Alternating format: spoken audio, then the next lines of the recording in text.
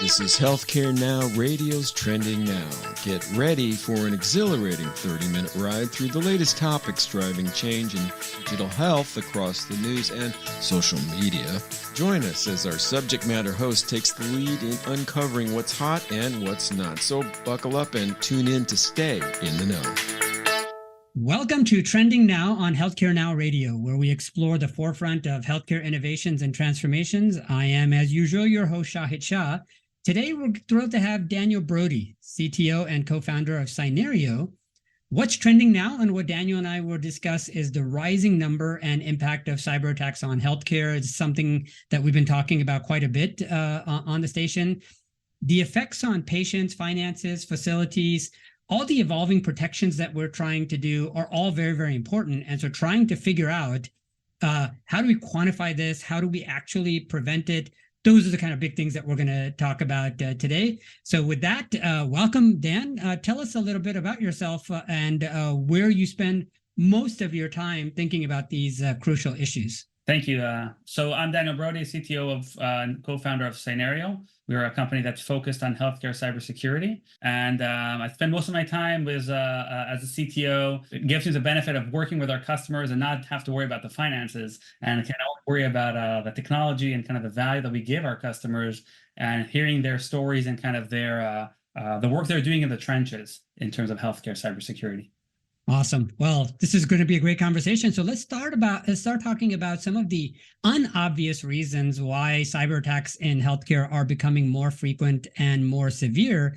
Is it convenience? Is it because the value of the data is higher? And just start there, and then we're going to weave that into day-to-day practical matters at some of the facilities in healthcare that you're working with. Yeah. So I think there's two sides to that. The first one is a lot of cybersecurity attacks at the end of the day operate very similar to businesses in the sense that they want to get value, right? The monetary value that they want to get from these attacks, and they don't want to spend a lot of time and effort into getting these attacks. And cybersecurity and healthcare cybersecurity specifically, because of the high value of EPHI, because of the high value of downtime for healthcare organizations, and their willingness to pay money to remove that downtime and to be more available, combined with the fact that it's very easy to get into a lot of healthcare organizations, they're very susceptible to attack, means that value makes them a very easy target.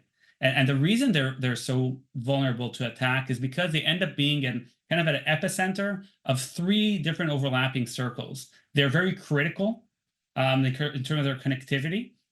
For their ability to function as a business. They have very high amounts of connectivity, right? If you're comparing that to other verticals, such as a power station, where all the critical stuff are usually separated off into a completely separate network, and it's very easy. Here, the way the doctors connect to the MRIs and the data gets pushed over to Epic or to whatever EMR they're using and so forth, mean that there's a high connectivity. And lastly, there's a lot of specialty technology, older technology, unmaintained technology, and that kind of means that healthcare has a very soft belly for cybersecurity attacks. It makes it very difficult for the cybersecurity personnel in healthcare to protect themselves. Yeah, that definitely paints a pretty concerning picture. So what do you think are some of the, and I hate to say it this way, but the low-hanging fruits, things that people can actually do something about, because you can't change the network connectivity and other requirements. So you got to do sharing. You have to be able to do your day-to-day work. But what are some of the things that people can do, practically speaking, that they could do to actually improve cybersecurity without just saying, well, we have to stop business as usual?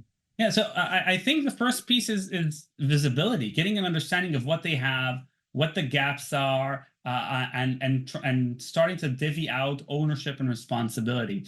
There are a lot of low-hanging fruits when we work with hospital organizations, and a lot of times it's pretty daunting. You come in and you kick-started the cybersecurity project. You want to kind of improve your posture in your organization, and then you're terrified that it's going to be a 3-year project, and who knows if it'll be successful and what this will mean for your career. And it doesn't have to be that way. One of the big things we push strongly with our customers is the ability to first get a wide visibility and then approach the lower hanging fruits, the taking that those few really life critical devices, or those really critical from an availability perspective devices, and being able to kind of protect them, whether it's working with a vendor, whether it's putting mitigating controls in place to protect them, each one of their own thing, whether it's even just changing default passwords, which is something which is so incredibly common, and just kind of working through those things at piecemeal, you can really take care of those 20% most critical risks without doing this huge project with a huge amount of resources. So what does that look like? So if you said that you're just changing default passwords, and as a longtime medical device engineer myself, we like one of the first things we do when people are supposed to buy our medical devices is there's line 1 says log in, change your admin password from ABC to XYZ, right? Why are some of those things still not done?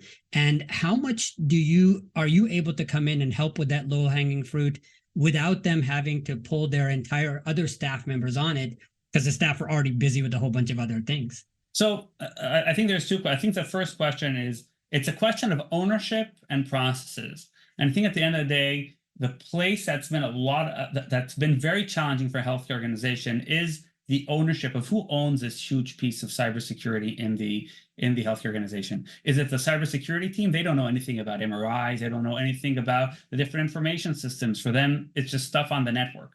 The other side of things are the biomed or HTM, or call different things depending on how mature the different organizations. They don't know anything about security. And even if they want to go ahead and move ahead and kind of do those cybersecurity processes, even changing passwords, they don't really know to say what should be done, how it should be done. They don't have the knowledge or the experience to do that. So it's ended up falling between the cracks. And that's kind of why it's been neglected for so long. And the change that we're seeing slowly happening across the industry is as more and more people are brought in to either be a connector between these two different positions, the cybersecurity and the biomed or HTM, and kind of allowing to run the project and pull in the relevant people from the relevant teams as needed. Or the other side of it is sometimes putting those two teams much closer to one another. We've seen some organizations put the HTM under IT next to cybersecurity rather than putting them under operations. And there's pros and cons of the healthcare, but like I'm going to talk about from a cybersecurity perspective, obviously there's strong benefits to that happening. And then there's an alignment of how the work that needs to happen in the organization, and there's alignment of goals that they want to achieve. Once that happens, then working with the healthcare organizations usually becomes much easier, and we can move ahead and show the organization, here are some actions that can be done from a device level perspective for the people who are doing the device level actions. Here are places where device level actions can't be done. And then it will fall as a sole responsibility for the more security team to put mitigating controls in place. And then some organizations say, we just want to be ahead of the game and just make sure that they have, they're thinking ahead when the future vulnerabilities in those medical devices look like. And then as well, right, you can sit with those two teams, sit together, prioritize the different departments, and then the HTM team can say, hey, this department is really critical for our ability to provide care for our organization. So again, like I said earlier, instead of going ahead and doing this huge project, let's just focus on this devices, because this is where we as an organization are prioritizing criticality, either from a patient safety perspective, from a patient confidentiality perspective, or a service availability perspective. And then from there, you can move forward and get that quick wins done quicker. No, I love that practical nature of the advice. So is it possible that you, from whether it's your company or other vendors in the field, there's a lot of practical advice that's already laid out, right? So like you said, come in, first focus on the medical devices, change the default password, second, look at XYZ, third, look at ABC. Are those well established enough to where you could say, all right, call us in, and in 30 days, we'll give you a snapshot of where you are today, where your biggest risks are. And during that 30 days, you can actually start to mitigate real problems? Or is it much, much longer phase than that? So it's funny to say that we had a whole initiative last year exactly saying what you said, right? Where we would come in, we'd have a kind of security health check where we would be able to find any critical attacks. We sadly found quite a few times attacks in the healthcare organization that the healthcare organization was not aware of. we will find. Oh, really? Yeah, it was pretty scary. It was something that was like running apparently for close to a year, and the healthcare organization didn't know about it. And we were deployed in. We detected it very quickly. We were able to help them remediate something that was a long-standing attack in the organization. Somebody who was connecting remotely using, I don't remember if it was VNC or RDP, but some remote connectivity server to a Windows that was a medical device, and using that to do all kinds of things in the organization. So there's that piece. The second piece is finding vulnerable information systems in the organization that have high amounts of EPHI data that might be vulnerable. Again, we've found organizations which even had some of these open to the internet, which was very scary to see, and we were helped them to avoid a very severe fine around making sure that information stays in the organization. And then lastly, as you mentioned, right, where are the critical risks? Where are the low-hanging fruit?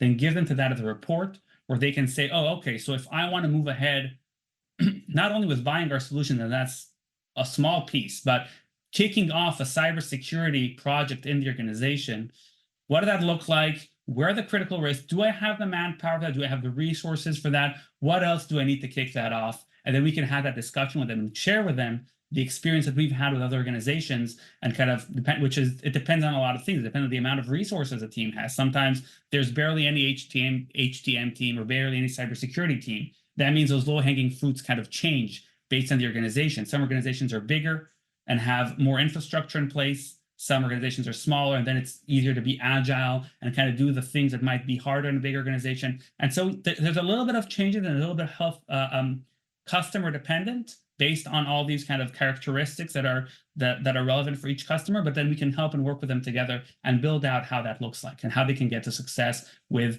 where we say 30 days to 3 months, or 30 days after you actually are fully deployed and working, you've got a successful cybersecurity risk reduced in your organization.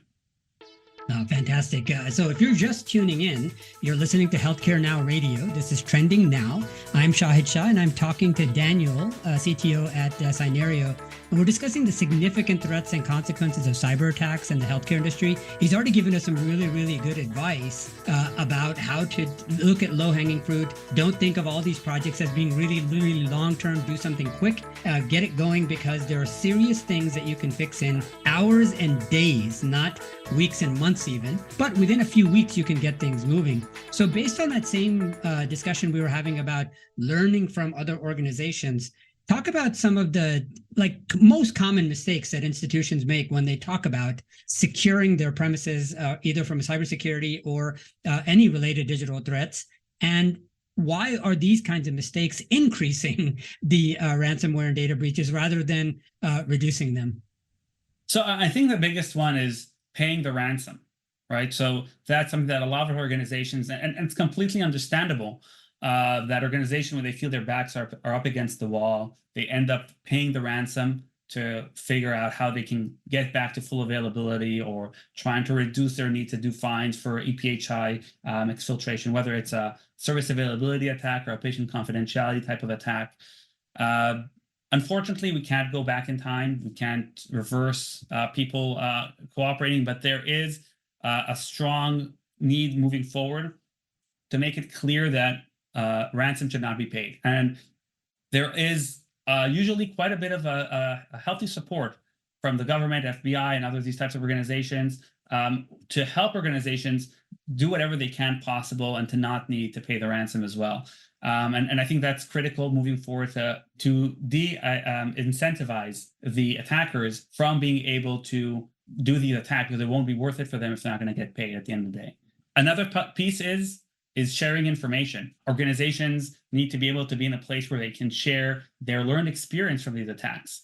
And sadly, as the amount of these attacks go up and more impact that is happening to organizations, not enough of the information is being shared around. Okay, so what should we have done differently? Even if it's how do we respond to an attack? And a lot of that information is kind of relearned over and over again by each healthcare organization. That's something that's really important to change in the culture, and making sure that there's no blame being put in place after an attack happened, and it's more open for people being able to share the mistakes. Another thing is relying only on traditional IT. A lot of As cybersecurity people are being brought into the healthcare industry, because there is sadly not enough cybersecurity people, they are being a lot of experience in traditional IT solutions. And then they implement those traditional IT solutions. And then 50% of the hospital network is not traditional IT. And so you have this huge gap in the hospital's network from a cybersecurity perspective. And that is something that is critical to A, realize, and B, know that there are ways and understood ways of how to handle that, but to not ignore it. So the outer shell can be very, very strong in an organization, where it's a firewall, the email protection, whatever it is. But the actual, once an attack goes through those outer shells and is in the hospital, there is a lot of very easy targets there. Medical devices, information systems like PACS servers or whatever it is, a lot of EPHI, and that makes it hospital organizations very susceptible to the attack. And lastly, it's the speed of response. Because of this gap of knowledge, it means that if there is this, and we've seen this when one of the hospitals we've worked with, when they even did a shared webinar with us, and we're very open about sharing where they're some of the stuff that they learned working with us when they had an attack in their organization. And they had an attack on their network, and we've seen this with other organizations, and it can take sometimes at least a week, if not longer, until they are even aware that there's an attack, and then they have to figure out what they're doing with it. And now there's a very expensive healthcare device, medical equipment in the organization, and it has some kind of attack or ransomware or some kind of malware on it.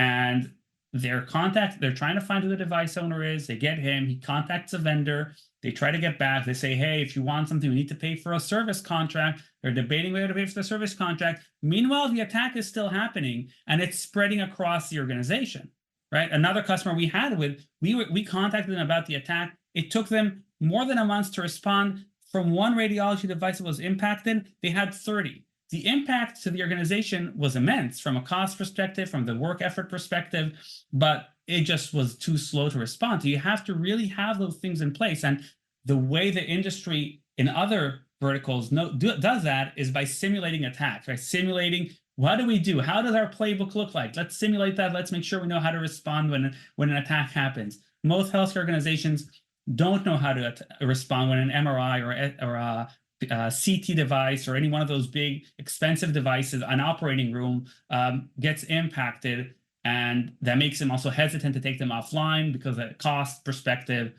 And that just raises the cost significantly when such an attack happens. No, I love it. So those are lots of very pointed, practical pieces of information. So let's peel back the onion on a few of them. You said don't pay the ransomware ransom fee, I should say. And if you don't pay the ransom, which is, of course, the same thing that the FBI law enforcement tells you, is whatever you do, don't pay the ransom, right? So that's pretty good advice. Tell me, just give us some stories about those. Were there any scenarios where you saw somebody did pay the ransom and they did not get their data back, or their that they were released from the ransom attack? I think that's even not the worst case scenario. One of the examples that we've seen is when an organization paid the ransom, the organization came back to be functioning, the attacker stayed in the organization, and then they were re-attacked a couple months later for the same price, and they were double dipped, right, on the ransom cost. And then they know they're already willing to pay. They know that they hit them quick enough. They probably don't have any more processes or things in play. They're just recovering from that previous attack. And they know that they're extremely vulnerable because they were impacted by an attack. So whatever financial cost or downtime cost they suffered, they're not going to be willing to suffer another downtime cost. And so it's a very lucrative target. And that's one of the main reasons not to pay ransomware, is that you're signaling to the attackers to attack you again. And on the dark web, this information is shared. People know, news agencies share this, and it's just waving a flag telling attackers to attack you again. No, I love that. Again, that's very practical in this sense. Is one, law enforcement tells you not to pay because they know all of these things. Daniel's giving you very, very good examples. So if you're only going to get one thing from this interview today, take that to your board. Make sure that everybody understands that when this occurs, the first call is not to your banker to see if you have enough money to pay. The first call is literally to law enforcement. Now, one would think that, when you get if a room got broken into a hospital, nobody says, should we call security or should we call the cops? But here, lots of more money is at stake, but people don't often think about calling law enforcement as one of their first steps. So that's a very good piece of advice. Now, you mentioned, Daniel, that there's a big difference between normal IT outside of healthcare systems where you don't have specialized devices and the kinds of MRI, CT scans, et cetera here. What does that look like in terms of hiring? Say you're about to hire a new CISO, you're hiring for cybersecurity. Where do you go get these cybersecurity folks outside of healthcare that might even be near the kind of specialty stuff that happens in healthcare, in case you can't find healthcare specific cybersecurity people? I think that's a great question, and I wish I had a good answer for you, Shahid.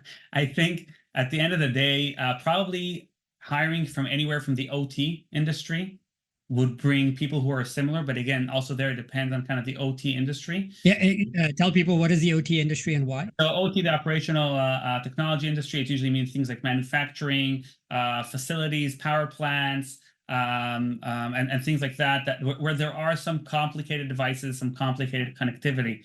But I think at the end of the day, because the biggest challenge are not necessarily even, if you're talking about the executive level, it's not necessarily even technology. There's a lot of multiple shared ownership. Then you just need somebody who has the ability to push forward projects in the organization and be open-minded about training, which is the most significant part, because there's a lot of training involved for bringing people out of the industry into the industry, with training, with learning what the market is. It's a very, very fast-moving market in cybersecurity and healthcare. So making sure they understand and know what's going on and can keep up with the new tools that are coming out and the new processes that are coming out. Listen, there's quite a lot of information.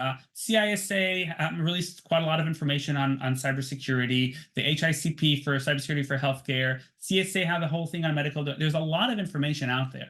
You just have to figure out how you get people who are willing to and excited and interested to sit and learn and to how to implement these things in your organization. Yeah, so a lot of what you said scares most of us, which is it's still a human problem, still requires a ton of training, that you need to know and do the right things regularly. But you did mention some tools. So just in the last couple of minutes that we have, what are the emerging defenses against these cyber threats, and what are the tools? How expensive might they run? Are they difficult to implement? Or should you not really look at tooling first? Just focus on your humans first, because if you have good humans, the good humans will bring the tools in later. So I think it's a mix. At the end of the day, if you end up looking for bringing the humans, taking the ownership, building the processes, building the organization, then bringing the tools, you're going to end up bringing the tools in 5 years, sadly. So you kind of have to run, because there is such a high rise in cybersecurity, you kind of have to do all the things at the same time. You have to bring the people, build out the processes, and bring in the tools, and kind of hopefully the things will align. And if they don't align, then you change one of the others that you need to change as you kind of implement them. But that's just my startup mentality speaking, but that's the way I see it, right? It's you don't want a 5-year project. You want to get at least something out the door as quickly as possible. And I think in that sense, the healthcare world is getting more and more tools. Like some of the things that we've been looking at recently, which I feel is pretty cutting edge, is helping organizations better understand where their EPHI is in the network, hospital network. Most organizations don't know that. They don't know where their information systems are. They don't know where their EPHI is located. They don't know what's protected or unprotected. And there's quite a few tools out there. They're not incredibly expensive, but they're not a cheap $5,000 tool. They end up usually being a couple $100,000 for a tool which can cover a lot of different parts of the organization. And again, depending on the size of the organization. And the last thing that I would recommend around that is trying to not bring in a lot of tools, but a small amount of high impact tools. Like I said, it's a lot of training, a lot of work to bring the people up to speed. So you want to make sure you're putting as much effort to the places that are as critical as possible. So figuring out if you can bring in 5 tools which cover more need than 20 tools that cover each one a separate piece, then that's usually a higher driver for success in the organization. No, I love it. In fact, just before we finish up today, give us a little advice, like finish this sentence, which is be careful of hiring companies like ours, Cynerio, or anyone else, because here are the common mistakes that they will make on the way in. So how should people select outside helpers? Just in a few seconds would be good.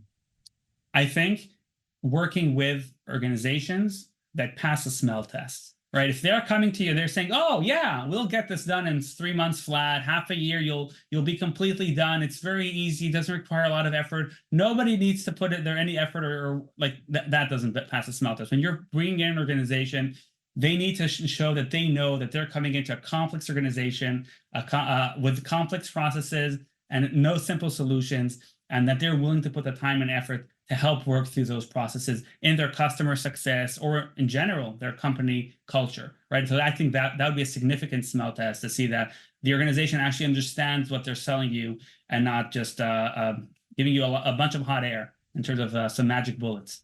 Excellent. Daniel, thank you so much for your insightful perspectives on the urgent need for this cybersecurity measures in healthcare. Before we wrap up, any URL or other things you want to share with our audience? So just going to our website, www.cynerio.com. We have a lot of information there. We have in the release, in the section of the stuff that we're releasing, we have quite a lot of webinars and papers and kind of white papers and research that we're doing that we're releasing. Some people find those very useful and very helpful in terms of kind of understanding where the direction the industry is going.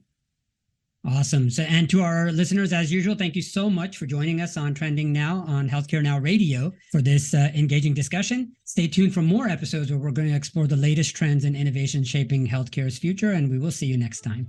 Thank you very much. It was really good.